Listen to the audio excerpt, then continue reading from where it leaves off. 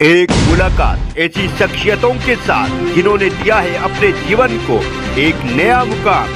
रूबरू कराएंगे ऐसी कुछ हस्तियों के साथ एक खास शख्सियत के साथ मुलाकात। जयदेव पटेल के साथ नंबर 1 इंडिया। नमस्कार व्यूअर्स, मैं जयदेव पटेल और आप देख रहे हैं नंबर 1 इंडिया न्यूज। आपका एक बार फिर स्वागत है एक खास शख्सियत के साथ मुलाकात प्रोग्राम में। आज हम बात करेंगे नीट और नेट परीक्षा कहीं न कहीं लीक होने के बाद में छात्रों और अभिभावकों में जो एक हंगामा क्रिएट हुआ, जो एक परेशानी का सामने आई, उसको लेकर कहीं न कहीं केंद्र सरकार ने एंटी पेपर लीक एक कानून जो है वो पारित किया है, लागू कर दिया गया है। इसका क्या कुछ असर दिखाई देगा आने वाले समय में और ये कितना कुछ कारगर साबित होगा, इन तमाम और बात करने के लिए हमारे साथ खास हमारे सुप्रीम कोर्ट के अधिवक्ता संजय के चड्ढा जी, आपका बहुत स्वागत है आज हमारे प्रोग्राम में। शुक्रिया जी। संजय के चड्ढा जी, आपसे मेरा पहला सवाल है कि नया जो कानून केंद्र सरकार ने लागू किया है एंटी पेपर लीक, ये कितना कुछ कारगर साबित होगा और कितना आश्वस्त करेगा छात्रों को और उनके अभिभावकों को? देखिए, जहां तक प्रश्न है कारगर साबित होने का, ये तो समय बताए कितनी सख्ती के साथ इसकी पालना होती है, किस तरीके से उसका, अगर जो एक्यूज पकड़े जाते हैं उनका इन्वेस्टिगेशन होता है, उनको ट्रायल होता है और कैसे सजा मिलती है, ये आने वाला समय बताएगा। कानून आज बना है और निश्चित तौर पे स्वागत योग्य है।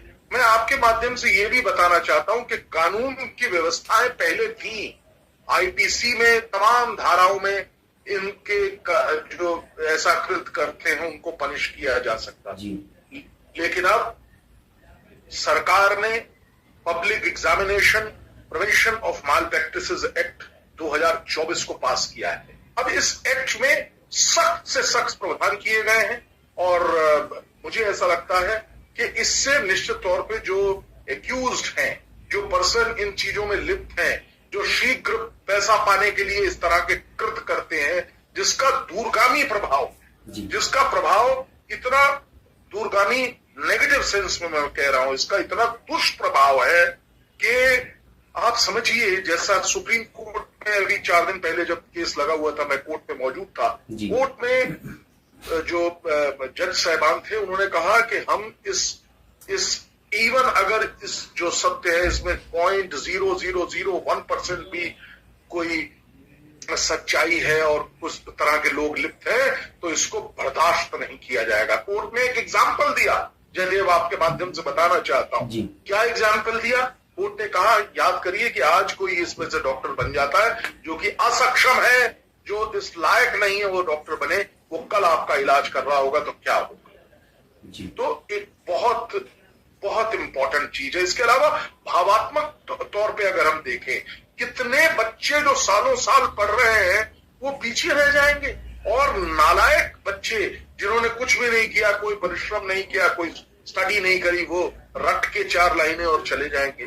तो एक अहम कदम है और इसकी मांग बहुत पहले से, जयदेव जी आपको मालूम है ये बात, हमने पहले भी एक बार इस विषय पे बात की थी आपसे और उसमें ये हमने निचोड़ निकाला था कि एक स्पेसिफिक कानून की, एक कानून जो कि सिर्फ और सिर्फ इसी को अंकित करता है, इसी पे ही कर्म करता है, उसके लिए उसकी एक आवश्यकता थी। और उसी के तहत मुझे लगता है आपकी बातचीत के बाद हमने देखा था कि कैसे उत्तराखंड सरकार ने पहला प्रदेश बना और उन्होंने इस कानून को बनाया।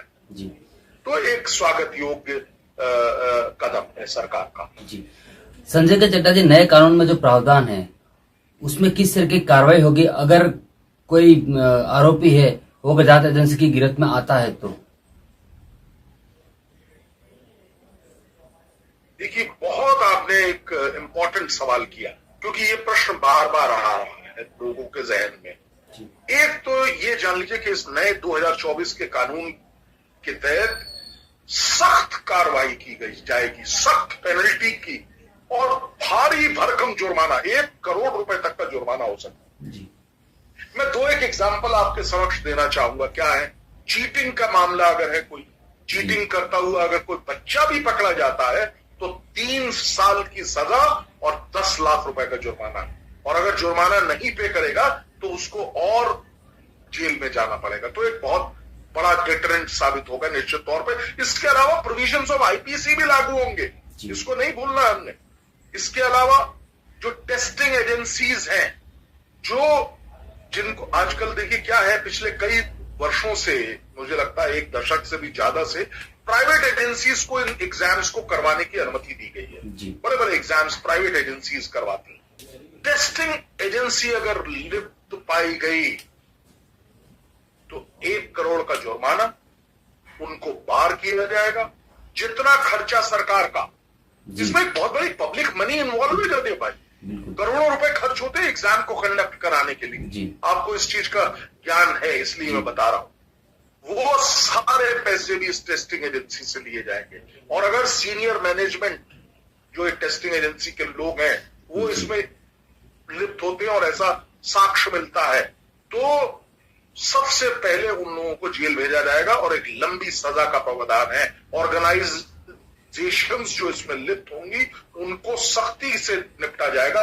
ये प्रावधान पहली बार आया है, ऑर्गेनाइजेशंस को भी कवर किया गया। जी संजय के चड्ढा जी, अगर हम बात करते हैं तो नए कानून के दौरान अगर कोई फर्जी कैंडिडेट अगर पकड़ में आता है तो उस पर किस तरह की कार्रवाई की जा सकती है, और या फिर ये कहें कि किस तरह का कोई जुर्माना कुछ काउंटेबल रहेगा, ऐसा आपको लगता है?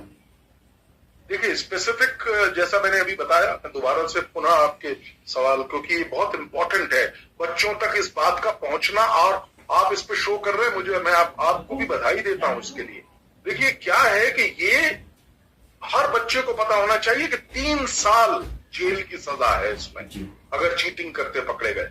10 लाख रुपए का जुर्माना, इतना बड़ा एक छोटे से बच्चे पे ये चीज आ जाएगी। और बच्चों को इस चीज से दूर रहना है, चीटिंग से दूर रहना है। और ये मुझे लगता है कि एक मील का पत्थर जिसे कहते हैं साबित होगा। हमने देखा कितने जो है एग्जाम्स हैं जिनमें कि इस तरह की चीजें हो रही हैं और जो नहीं होनी चाहिए। जो बच्चा साल भर 24 घंटे में से 18 घंटे पढ़ता है, उसका मोटिवेशन रहेगा। उसके मन में बचपन में ये भर गया कि ये तो करप्ट प्रैक्टिसेस से चलता है देश। क्या होगा इस देश का करियर, इस देश का भविष्य क्या होगा? करियर नहीं, भविष्य क्या होगा इस देश का? अगर मेरे मन में, मैं 10 साल का बालक हूं, 20 साल का बालक हूं, मेरे मन में ये भर दिया जाए कि ये देश तो मात्र और मात्र करप्शन से चलता है, तो मैं भी करप्ट प्रैक्टिसेस में इन्वॉल्व हो जाऊंगा। तो एक इंपॉर्टेंट माइलस्टोन है। पेपर लीक के मामले में, चीटिंग के मामले में हम देखते हैं आए दिन ये न्यूज आती है। देखिए हमने देखा, मैं उस डाटा में जाना नहीं चाहता, आए दिन हम देखते हैं कि पेपर लीक हो गया। ये देखिए कितना बड़ा इंफ्रास्ट्रक्चर खराब हुआ, कितने सारे लोगों की मेहनत समाप्त हुई। तो ये सख्त प्रोविजंस लागू होने से मुझे लगता है कि डेटरेंट भी साबित होगा। जी संजय के चड्ढा जी, आपसे मेरा आखिरी सवाल है कि एंटी पेपर लीक कानून जो केंद्र सरकार ने लागू कर दिया है, उसको लेकर के राज्य सरकार कब लागू करेंगे, और केंद्र और राज्यों के बीच का जो समन्वय है ये कितनी बड़ी चुनौती है, ऐसा आप देखते हैं? क्योंकि अक्सर हम देखते हैं कि जो केंद्र सरकार लागू करता है कहीं की राज्य सरकार उसके अगेंस्ट में रहती है। नहीं, देखिए ऐसा है कि ये जब केंद्र सरकार कोई कानून बनाती है तो वो इप्सो फैक्टो का अर्थ होता है ऑन इट्स ओन, अपने आप स्वयं जो है राज्य सरकारों को लागू करना होगा। ऐसा कोई द्वंद्व नहीं है कि राज्य सरकारें, हाँ राज्य सरकारें एक कारण देकर किसी स्पेसिफिक प्रोविजंस को अपने यहाँ पे लागू ना करें तो वो एक अलग बात है। और इस पर्टिकुलर कानून का मुझे नहीं लगता कि कोई भी राज्य विरोध करेगा, पहली चीज। दूसरी चीज कि ये लागू करना, यही जैसे मैं एक एग्जांपल देता हूँ, स्टेट ऑफ उड़ीसा है या वहां पे भी अब ये लागू होगा, स्टेट ऑफ उत्तर प्रदेश है, कहीं पे भी है, वहां पे ये कानून स्वतः लागू हो जाएगा। एक बार नोटिफाई हो जाने के उपरांत ये कोई भी कानून अगर बनता है तो वो स्टेट में इप्सो फैक्टो स्वतः अपने आप लागू हो जाता है। और उसमें कोई तरमीम अगर कोई प्रोविजन में करनी होती है तो वो राज्य सरकार उस तरमीम को सेंट्रल को बताती है और वहां स्पेसिफिकली वो तरमीम या अमेंडमेंट लागू नहीं होता।